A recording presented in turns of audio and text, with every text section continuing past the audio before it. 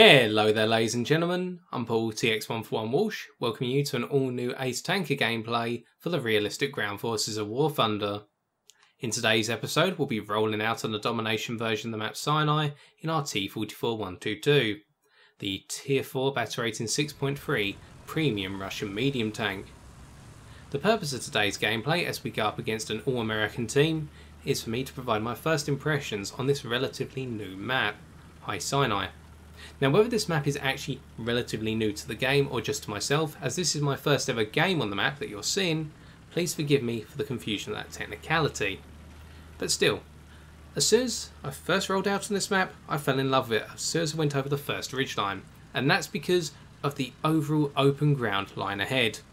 Well, it's not completely flat and open, we've got a number of sand dunes to deal with, ridgelines and depressions, but it's the fact it's a very open map and you can look across into the horizon and potentially see an enemy vehicle waiting to take a long shot at you. Alternatively, as what we're going to be doing in our T-44-122, and we'll discuss why in a second, we're going to be using the ridgelines and the depressions in order to advance towards Objective Charlie, down the western side of the map, and get in amongst the enemy team. Now on top of just the concept of the open ground, the ridgelines and the depressions, you've also got that very eerie dust storm that's gradually blowing its way in from the west to the east. And as a result, that provides me with a sense of thrill, a sense of immersion, and it sends a chill down my spine thinking to myself that I'm right out in the heat of the desert right now. My tank's gradually filling up with sand, or getting covered in it at least, thanks to the fact I'm driving along the sand dunes, and we've got this dust storm coming in that makes me worry. What could lie ahead of me? What could lie to the side of me? Such as what appears to be an enemy Hellcat all the way over in Bravo. But as you're going to see, our prediction in trying to get the distance lead on this enemy vehicle falls rather short, as they move a little bit further forward into Bravo, and we look to our front, hoping that we're not going to get shot at by any enemy vehicles.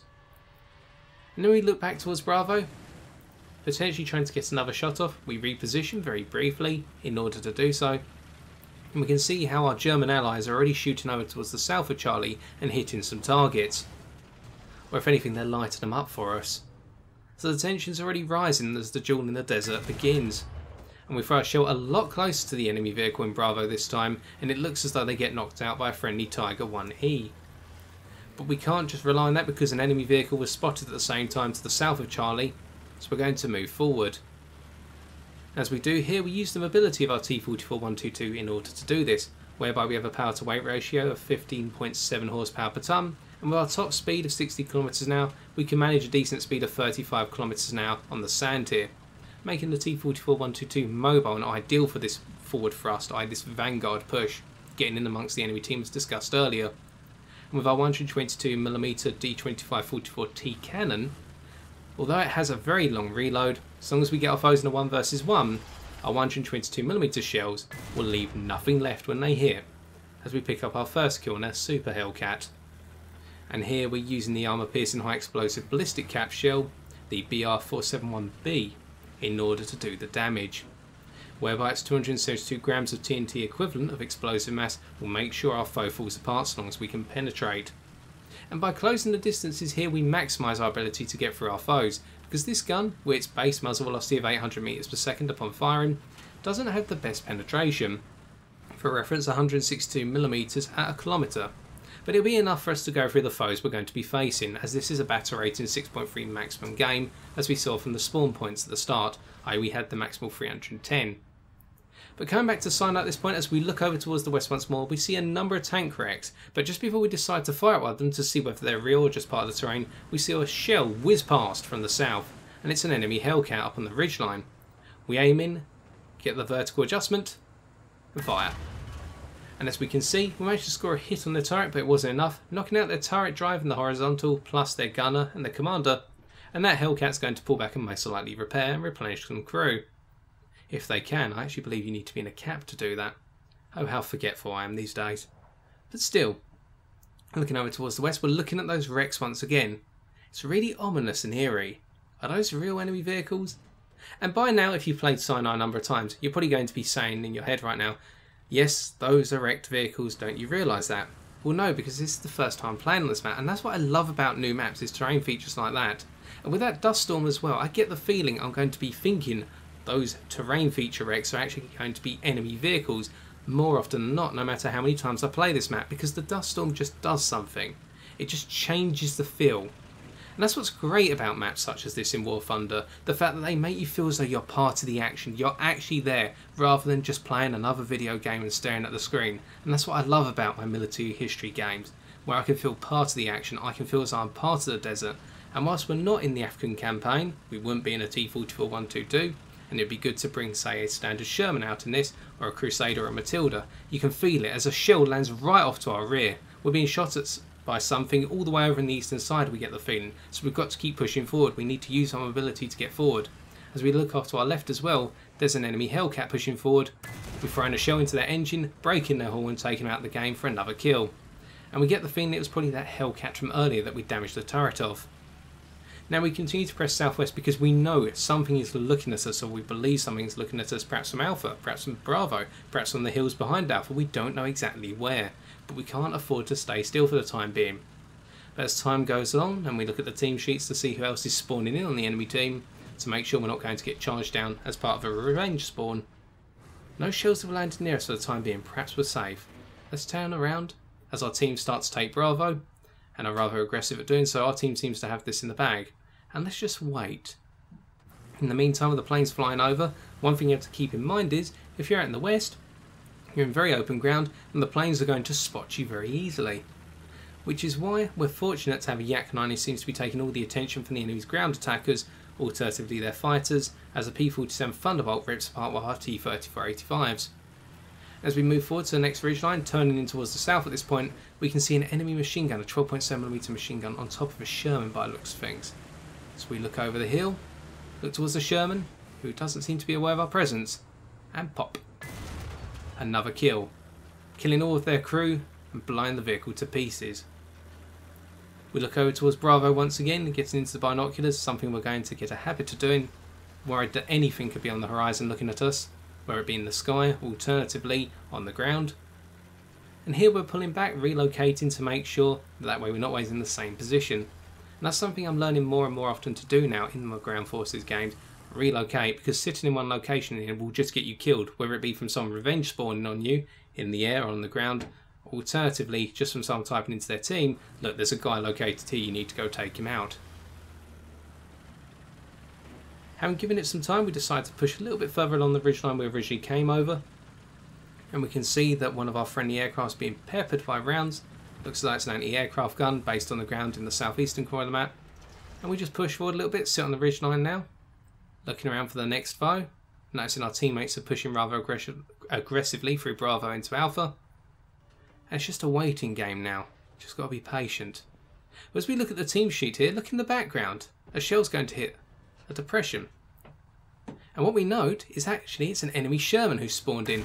They looked at us but didn't get their shot right, and fortunately that happened because if they hit us it could have knocked us out. And we take out the M4A2 for our 4th kill. Though perhaps our armour would have done enough to block the shot, with 110mm of frontal turret armour and 75mm of hull armour angled at 60 degrees, but never take the risk. Or at least that's my logic. We now pull back, wondering if the foes are going to latch onto our last position. We want to relocate, that way we're out the way of harm's way. And the thing we've got to concern ourselves with as well is the fact that with our 28.7 second reload, we can't afford many versus one engagements because it takes too long for us to reload, which is why we've been fortunate to pick all of our engagements as 1v1s, and we've always had the upper hand in those engagements, whereby we've had the time to make our shot count and therefore not have to worry about a follow-up shot. Or if we have done some damage, such as to the Hellcat earlier on for our 2nd kill, the first shot did enough damage to make them pull back and go into repair mode. And with our 5 degrees of gun depression, it's not ideal for some of the higher ridge lines here on the sand dunes, but we can make it work as we've been showing so far. But sometimes we do have to expose the heart of our tank, so gun depression is going to be key here out in the west as well. And that's lovely because it caters to all types of vehicles, whereby your very mobile vehicles may have weaker gun depression, such as what we're seeing here, so they have to expose themselves as they come over ridgelines or around corners. But at the same time, the slower vehicles with superior gun depression, or even the fast ones with superior gun depression, are also going to have an advantage in a certain matchup engagement over the top of ridgelines. So it works for everyone out here. And looking around, it doesn't seem as though there's any enemy tanks pushing towards Charlie, the objective we've been making sure the enemy team can't get to. But the aircraft in the sky, there still seems to be a P-47 Thunderbolt on the enemy team and also a Bearcat. And we're wondering that those tank wrecks behind our friendly T-44-122, the tank wreck on the left in particular, is that an enemy vehicle because it seems so prominent? Not the blackened out one, the one that's coloured. But unfortunately, as we continue to look over, it's probably not, because it hasn't fired at us, it hasn't fired at our T-44-185, it's either dead or it's just a terrain wreck. But as we look over to the distance again, we can see our friendly T-34 being peppered with 12.7mm Browning machine gun fire, and it looks as though the enemy Thunderbolt's heading our way. Let's see if we can bring it down with this massive gun. Aim in, line up the shot. Well, we scored a hit, but I don't think the shell fused in time, so as a result we just scratched the Thunderbolt, we didn't actually do any damage, and they almost clipped the top of our vehicle. We're rather lucky they didn't have any ground ordnance available, i.e. some rockets or bombs, they only had their machine guns. And here as we look over towards our right, towards the southwestern spawn once again, we can see that an enemy Sherman's coming in, and we decide to move along the ridgeline, heading a little bit towards the east at this point, to set ourselves up in an ideal ambush position, because they're going towards Charlie. We're just waiting on the other side of a depression here, sorry, on the other side of a ridgeline I should say, in the depression. The Thunderbolt seems to bail out or go into the ground, so that's out of the way, that's good. We're in the ambush position, and as the Sherman comes around the corner, they notice us, but it's too late. That's our ace, whereby we put the shell right in underneath the gunmanlet, blowing the entire vehicle up, setting off the ammunition, as well as killing all the crew, for our final kill of the match, as we now pull back towards Charlie gradually. We're going to take a little bit of a long route to make sure we're not going in a straight line in case any enemy aircraft are above us and looking at us right now. Always change up that direction.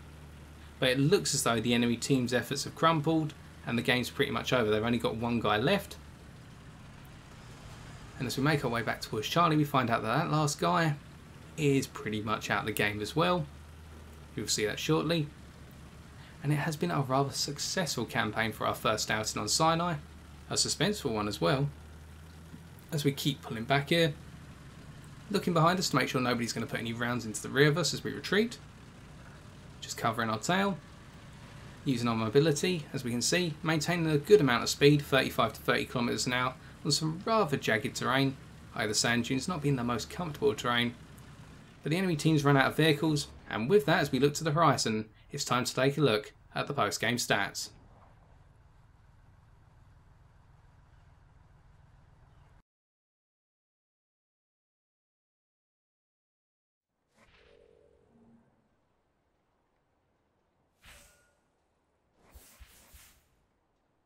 With the 5 ground targets we destroyed, we picked up 38,325 silver lions and 7,390 research points. To conclude our first impressions then of Sinai, what a map, and we've only seen the western half of it. But that western half was impressive because it gave us a rather immersed feeling straight from the start, having to trundle over a number of sand dunes for a number of depressions over a number of ridgelines in order to get in amongst the enemy team. Alternatively, be fearful of the fact that the enemy may have snipers perched up, as our friendly snipers were trying to cover us as we pushed forward. What's more, with the gradual dust heading from west to east with the wind, it really feels as though you're right in the middle of the battlefield. And the T-44-122, if we talk about our vehicle for a second, did this very well, thanks to its overall manoeuvrability, enabling us to get on the front line, be the vanguard, and bring our 122mm def gun around to bear on any foe that came around the side of us who was in front of us. As we managed to get round our foes, they had no armour to defend themselves from the fearful power of our APHEBC rounds. So, whilst we've only seen one side of the map today, and I'll definitely be bringing some more gameplay featuring the eastern side of the map and what happens when you perhaps take a heavy tank that way or the most nimble of vehicles there, so far, so good with Sinai, and if anything, I'm going to say, sign me up for some more superb Sinai. And so I've been TX141, and if you have enjoyed this video, be sure to leave a like, comment or subscribe for future War Thunder videos on my channel. But until next time, ladies and gentlemen, take care, and good luck out there on the battlefield.